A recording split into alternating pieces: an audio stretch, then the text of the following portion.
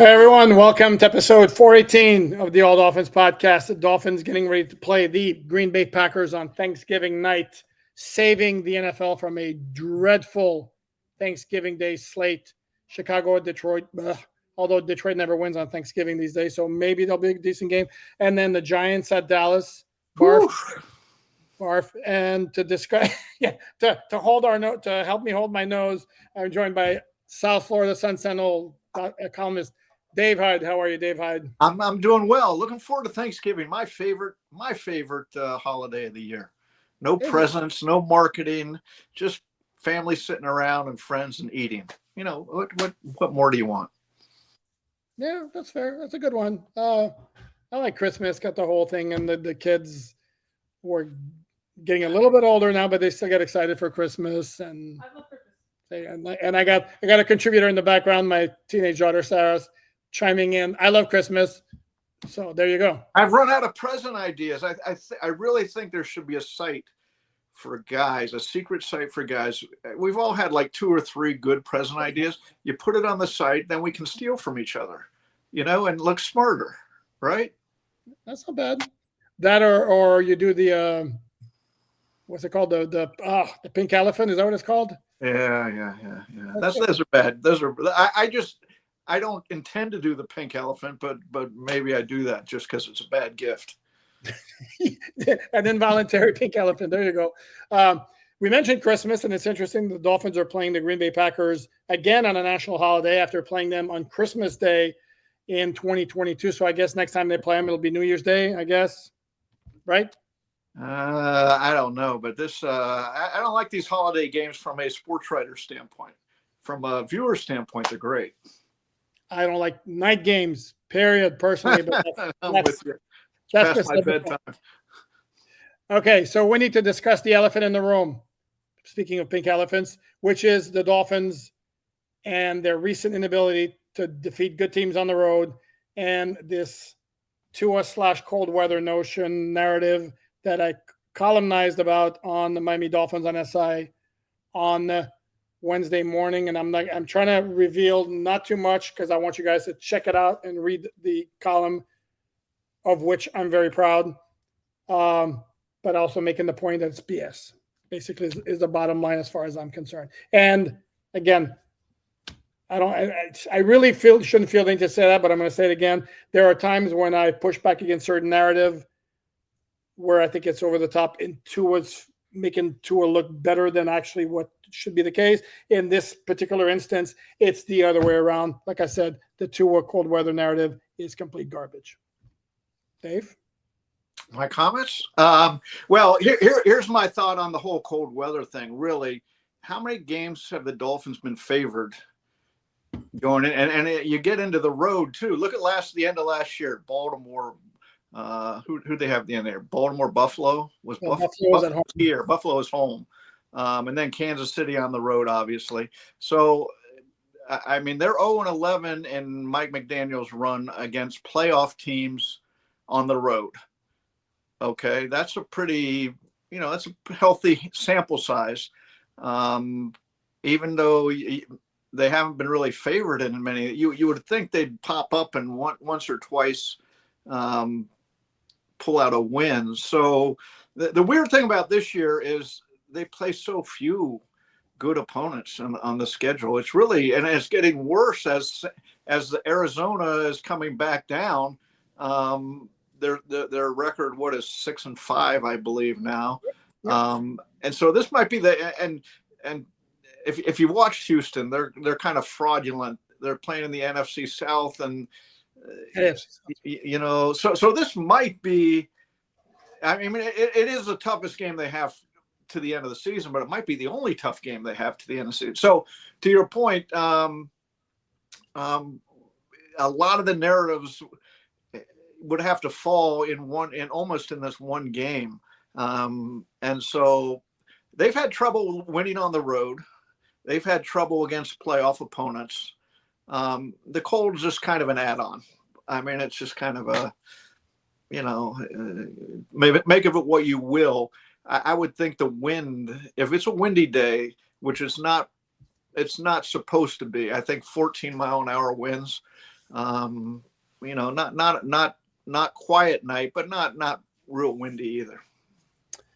No, correct. And by the way, I didn't say anything about and I hate the term narrative, because what you just laid out in terms of the Dolphins' performance against playoff caliber teams the last couple of years is not a narrative. Those are facts.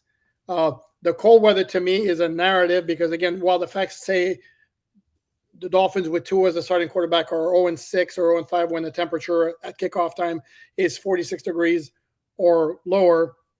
Well, there are other factors. It's not as simple as that. There are factors involved in that. Again, if you're going to go strictly by those numbers, okay, fine.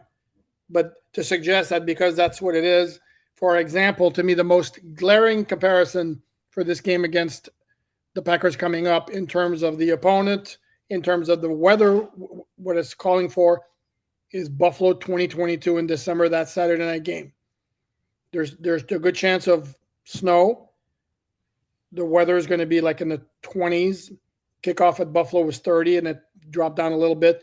So not egregiously cold like the Kansas City joke last January. And not terrible wind. And that night, if you recall, the Dolphin offense was not the issue when they lost 32-29. They lost because Tua actually played very well. Josh Allen was just better. So that's not the same thing as dude can't play in cold weather.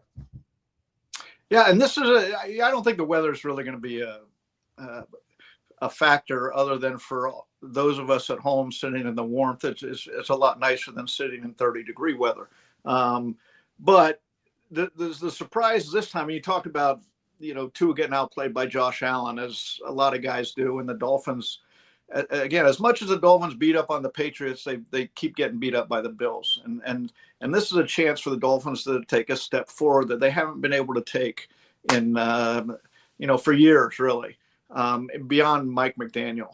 But the odd thing about the Packers, and we're talking quarterbacks here, Jordan Love he's kind of regressed from last year, where the last half of the season he was playing as good as anybody in football.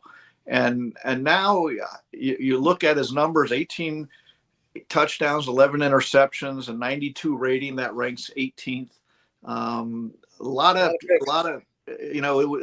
Last week was the first time he didn't have a turnover or an interception all year, and in part that's because they ran the ball 42 times. And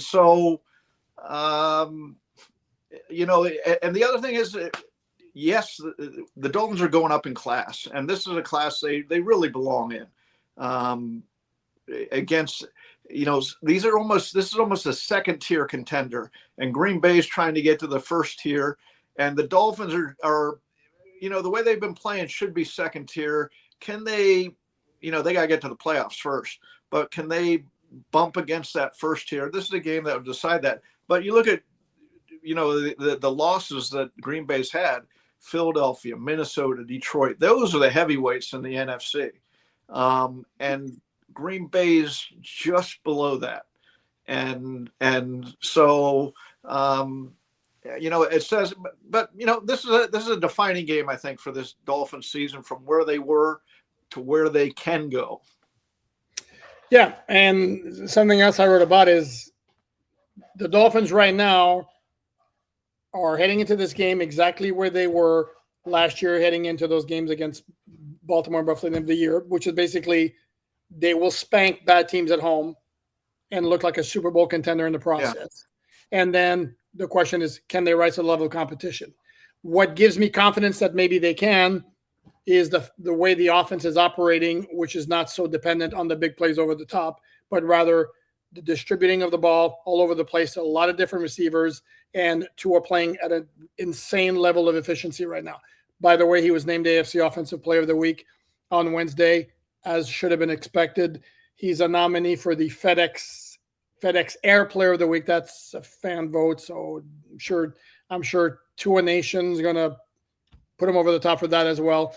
But the AFC Offensive Player of the Week, very well deserved. I mean, he had a superb game, and ever since he's come back, he's been highly efficient. And the question now, and having mentioned that the game he had against Buffalo in 2022, which was a good performance, I don't want to reduce it to this, but can he be the best quarterback on the field at Lambeau Field on Thursday night?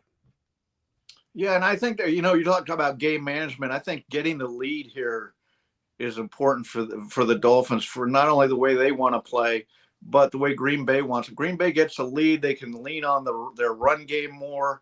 How this game is managed will be interesting too. And the Dolphins really haven't had to worry about that of late. Certainly not the last two games when they played the Raiders and the Patriots. But this has been a hard season for to get a handle on, where the Dolphins are. Obviously, because they started off bad with Tua, not bad, just who are they with Tua, and then Tua gets hurt. So they go through that stretch.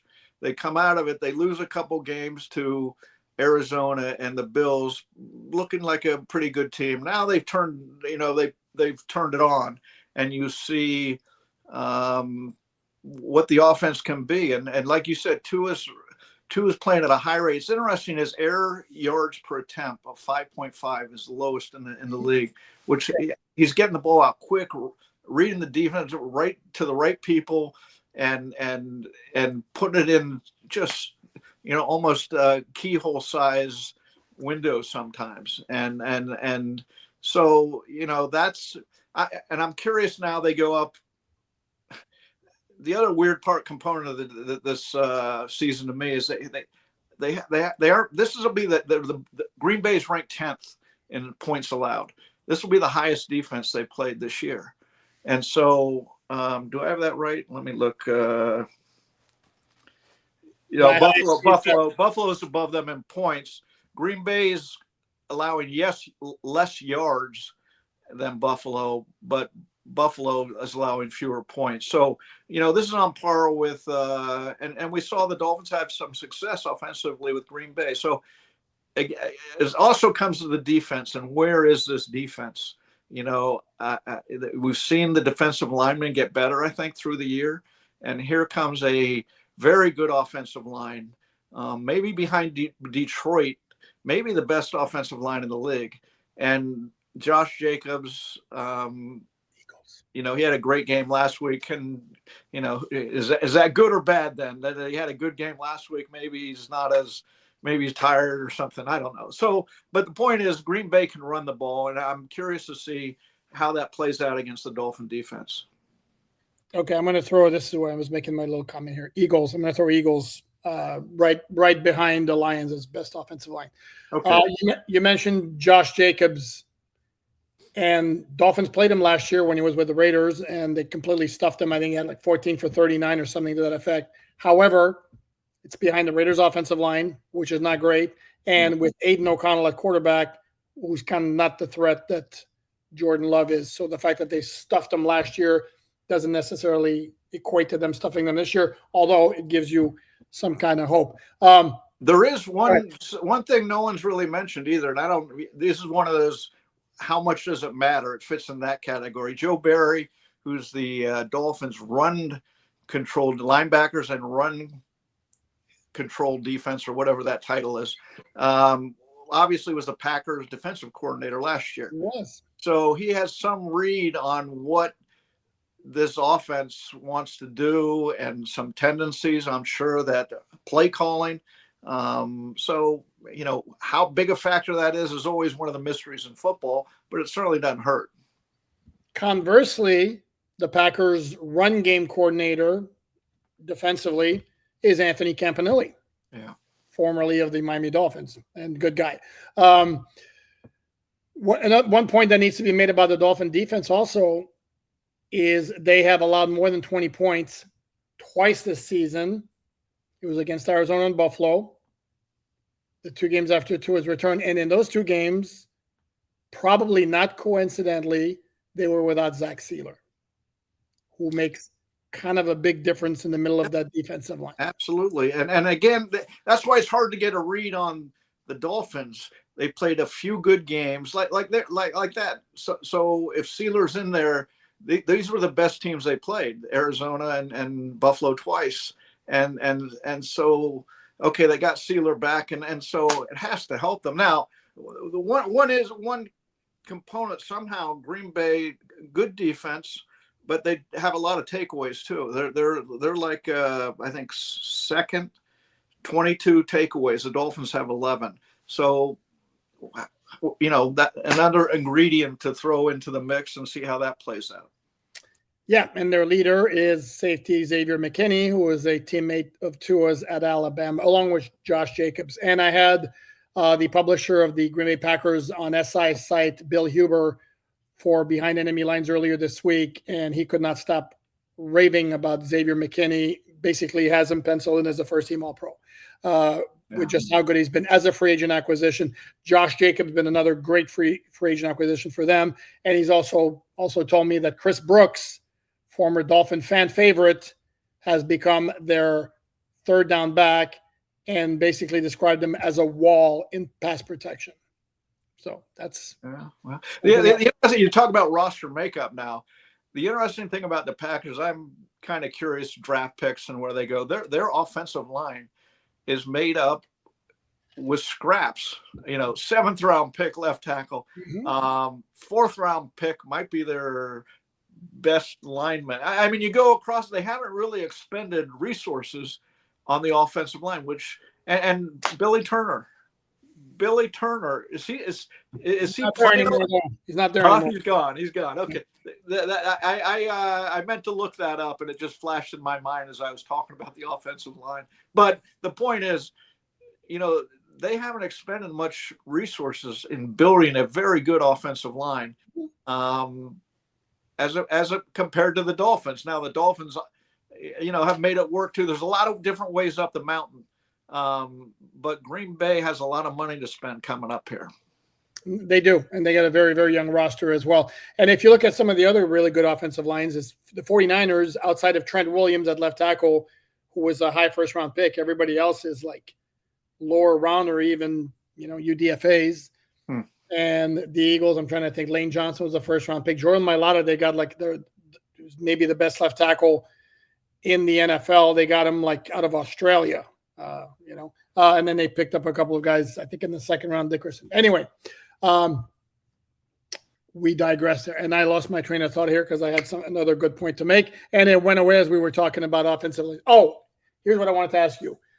Your take on, if you're the Dolphins, what do you do with Shaq Barrett, who now wants to play? The Dolphins that own their rights. He's on their reserve retired list. By 4 p.m. on Thursday, the Dolphins either can activate him, put him on their 53. They can release him, waive him, so then he could sign with anybody else, or they can say, sorry, we're going to keep you on that reserve list, and he'll be done for the entire season. Yeah, to me, this is real simple. Bring him in for a workout. If he was serious, he's in shape, and he's ready to go. And now, if he needs 3 weeks to get in shape, that solves itself to me. But if he's serious about playing and he's in shape, and you think he everything checks out, then I would put him on the roster, because you can never have enough of where's Bradley Chubb fit into this? That's another thing. Correct. But I'd rather have more rather than less, especially pass rushers. And so if he's in shape and I get there's a little hesitancy because of he retired. It happens to veterans. But I got to, I'm not bringing in a guy who's 10 pounds overweight and needs 3 or 4 weeks to get up to speed. Yeah, and it's kind of a bad time frame because the Dolphins are kind of busy getting ready for Thursday night games, so they're kind of compressed in terms of time, but I guess they can carve out, 15, 20 minutes out of their day and see what he looks like. Yeah, it's a personnel decision. I thought I turned that off. It's a personnel decision. Yeah. So the front office does, and then as we know, like Vic Fangio says, he didn't have any say in the personnel. So it'll be interesting. Does Anthony Weaver have say in the person? I would think in a healthy organization, you get everybody's input. Got to be careful what I say. Any comment I make about Vic Fangio, because I'm going to be accused of having my man crush. except I'm going to point the fact that he's leading the number 1 defense in the NFL. So obviously, maybe he knows a little bit what he's doing. Maybe. Ricky Williams obviously is one who comes to mind. Anybody else come to mind as having retired and then come back to the Dolphins? I can't think off the top of my head. Maybe your memory is better than mine. I remember people who retired and people's, he's going to come. Tony Page, these are not a big. Jimmy Cefalo, Shula called him into his office after 6 years and said, you want to retire? And he goes, yeah, I've had enough. And and Shula said, I'll trade you if you want. And Jimmy's like, he's trying to get something for me, even us right at the end. So, guys have retired for early or earlier than expected for since the start of football or sports. But, it's rare for guys to come back. Now, if you're Barrett, why are you coming back? Is it, you got the itch? You want the $3 million? And the Dolphins, they could carry that $5 million basically over to next year in the salary cap. So it's not there is something to be gained by not bringing him back. But my point would be if he can play, you're going for it and keep going for it. Okay, we're going to close out on this note. I think I can know the answer. Dolphins have a very good record on Thanksgiving. I'm going to say 5-2, 5-1, 6-1, that neighborhood. Is it too obvious to say the Leon Lett game's the one that stands out as your favorite Dolphin game? Because there are a few of them that are pretty damn good. It does mine. I remember beyond the game, which speaks for itself, and beyond stories I've heard afterwards, like I was talking to Troy Aikman, and he said they had extended time off. And he's on a plane the next morning going to Mexico for a few days. And he's reading the paper, and Jimmy Johnson says, there's no way they're going to cut Leon Lett. And Troy Aikman said up to that point, he thought Leon Lett would surely be cut by the Cowboys and Jimmy Johnson and the way he ran things. So in his mind, what he said was, wow, Jimmy must think Leon Lett's a really, really good player.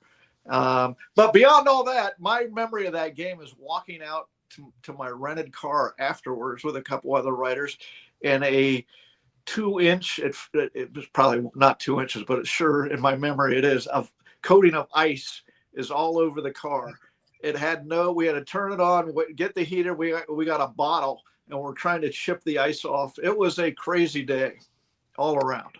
It was. And the postscript to that game, which very often is forgotten, I'm sure the folks in Dallas would be very quick to point it out, is it put the Dolphins at 9-2 with the best record in the NFL at that point, and it put the Cowboys, I think, either like 8-3 or whatever.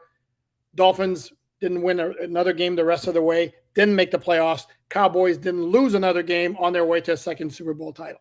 But there are Jimmy Johnson repeats just that idea whenever that game is brought up. He goes, my memory of that game is we didn't lose another game in the Dolphins every time. That's funny. There was also the 1977 game, which is unique, not only for Bob Greasy wearing glasses and also throwing 6 touchdown passes, but also because it was at St. Louis I think it's one of only 2 times since 1970, maybe, where it wasn't Detroit and Dallas as the 2 home teams in the afternoon games. Maybe the Cardinals after that game were like, no, we're good, no more. Just got spanked 55-14. We're good, no more Thanksgiving Day games. I like the 2006 game at Detroit where Joey Harrington got some revenge against the team that had made him the 3rd overall pick. And then the other one that stands out to me as well is 2003 when the Dolphins played at Dallas. They won 40-21. Jay Fiedler and Chris Chambers had huge performances. And it was my first time. I was at the game, my first time at the old Cowboy Stadium. And I was completely flabbergasted standing on the sideline. If you remember, we were allowed on the sidelines toward the end of the games back in those days, at how the field was tilted. Like it was like the crown of the field. Yeah, it was like, wow. I mean, it really stood out to me. But it was a game where the Dolphins completely kicked the Cowboys' booties. I can't. I remember the Leon Lett game, and that's it as far as Thanksgivings. But they had another one in 73. They won 14-7 at Dallas. That one, I don't remember any of it. And then they lost one 20-19 against the Cowboys when they were not a good team. Oh, and there was one in '99 Marinos last year, which was a very bad game. They lost 20-0. I think he threw 3 picks. I They may do have been a remember game. that. Yeah, he was coming back from an injury and he wasn't right at all. And he just like a really, really bad game. Yeah, I remember the story from that one as he went to Jimmy before the game and they were debating whether to put him back. And Jimmy said something to the effect of, well, why don't you put on your uniform and go out and see how you feel? And maybe we won't use you, we'll use you if we need you. And he goes, no, if I'm putting on the uniform, I'm going out there to play. And, that started sort of the end of, bad stanza for Marino from a health standpoint, which led to a bad playing standpoint. And yeah. Correct. He managed to have one last hurrah, winning a playoff game at Seattle before, of course, the rather painful ending at Jacksonville. We don't need to go into the details of that game. So hopefully tomorrow, Thanksgiving, will be another memorable Thanksgiving Day game for the Dolphins. Certainly could use it. I've maintained that might be, if they win, that might be the signature win so far in the Mike McDaniel tenure, given the circumstances. And however it gets done, that would be, a great it would be the biggest win. And you know what? As opposed to the other end of years, they're really going in with a lot of momentum right now. And it's not like, ups and downs and all. They've had their down, and now they're trying to keep riding this high. So, I pick them to win the game just from the standpoint that, just for that, they're playing at the top of the game. It's more important to the Dolphins to win right now, too, than Green Bay, I think. It's a pick 'em game, and I remember Bill Parcells saying that. If you wonder who, look at the team that needs to win more in the NFL. If they're even teams, that's what it usually comes down to. And I'm leaning towards you. My official prediction is going to come out Thursday morning, but I'm kind of leaning you away. And besides the excellent point you just made, if you're a believer in such things, Green Bay is coming off a game against the team that knocked them out of the playoffs last year, San Francisco. And guess who they're playing next Thursday night? They're against the Lions. Yeah, Detroit, right? Yeah, they're against the Lions. Yeah. So, and that's the team they're chasing. I think if there's anybody who could be, I don't want to say flat's not the right word, but at less than, peak efficiency, it'd be more Green Bay, would be the Dolphins. So that's why I think I'm leaning towards you like this on this particular. Although to bring it back, LaFleur and Mike McDaniel have to have a little friendly personal rivalry as anybody has in careers when you like this. So, maybe LaFleur calls on that to keep his team pointed in the right direction. It should be a good game though. That's the main point. So what are you most forward? And before we wrap it up, what are you most forward? What are you most looking forward to eating on Thanksgiving? Well, 2 things: cranberries. I love cranberries. It mixed in with the food, not just like spoonfuls of cranberry. I love that. And then I'll have some lobster I've caught mixed in with the turkey. A little weird surf and turf for Thanksgiving, and then some key lime pie too. So we do it up Florida style here now. Yeah, no doubt, right? See, I love the cranberries, but the band, not the musical band, not the Thanksgiving traditional side dish or accoutrement. For me, give me some nice juicy piece of turkey. Love that. So on that note, enjoy whatever it is you're having. Dave Hyde, check out his work on the South Florida Sun Sentinel, sunsentinel.com. You see his Twitter handle here at Dave Hyde Sports. Please like, subscribe, share all that good stuff. Happy Thanksgiving to everyone. We will have a post-game recap. Not 100% sure right now if it's going to be live. We'll do it Friday morning. Just check your notifications. You will get notified on the notification. How about that? Thanks, everyone. Happy Thanksgiving. Happy Thanksgiving.